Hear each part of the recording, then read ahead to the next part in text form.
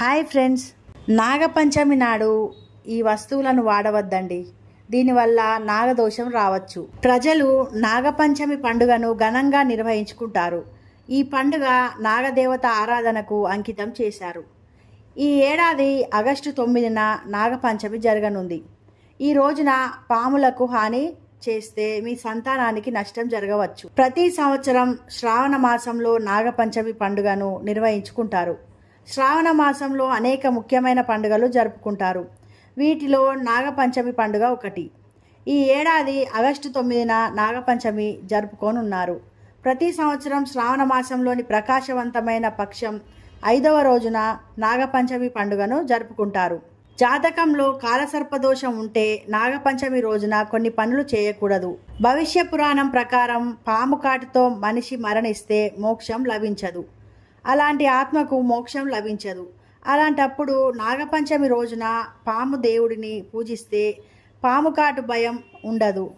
అలాగే అకాల మరణం పొందిన వారికి విముక్తి లభిస్తుంది. బ్రహ్మపురాణం ప్రకారం నాగపంచమి రోజున పామును పూజించడానికి బ్రహ్మదేవుడు వరం ఇచ్చాడు. ఈ రోజున అనంత, వాసుకి, తక్షక్, కర్కోటక్, పింగల్ నాగులను పూజిస్తారు. వీటిని పూజించడం వల్ల రాహుకేతు ఇతర దోషాలు తొలగిపోతాయి. హిందూ మతంలో పాములను దేవుళ్ళుగా భావిస్తారు.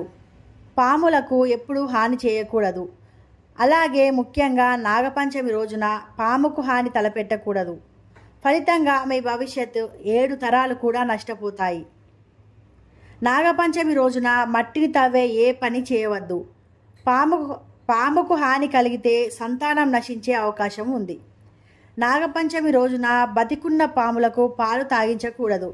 వారి విగ్రహాలకు మాత్రమే పాలు సమర్పించాలి. నాగపంచమి రోజున కత్తులు, సూదులు, కత్తెర వంటి పదునైన వస్తువులను ఉపయోగించవద్దు. దీనిని అశుభంగా భావిస్తారు. కుట్టు, ఎంబ్రాయిడరీ కూడా ఈ రోజున చేయరు.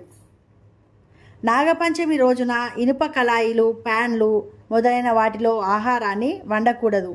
నాగపంచమి నాడు రొట్టెలు తయారు చేయడానికి ఉపయోగించే ఇనుప ప్యాన్ను పాము తలగా భావిస్తారని నమ్ముతారు. అటువంటి పరిస్థితిలో ఈ రోజున దీనిని ఉపయోగించడం అశుభం జరుగుతుంది. ఈ రోజున ఏ ఏ పనులు చేస్తే అశుభమో తెలుసుకున్నారు కదా ఫ్రెండ్స్. ఈ వీడియో కనుక మీకు నచ్చితే తప్పకుండా సబ్స్క్రైబ్ చేయండి, లైక్ చేయండి, షేర్ చేయండి ఫ్రెండ్స్. నాగదేవుని యొక్క ఆశీర్వాదం పొందండి.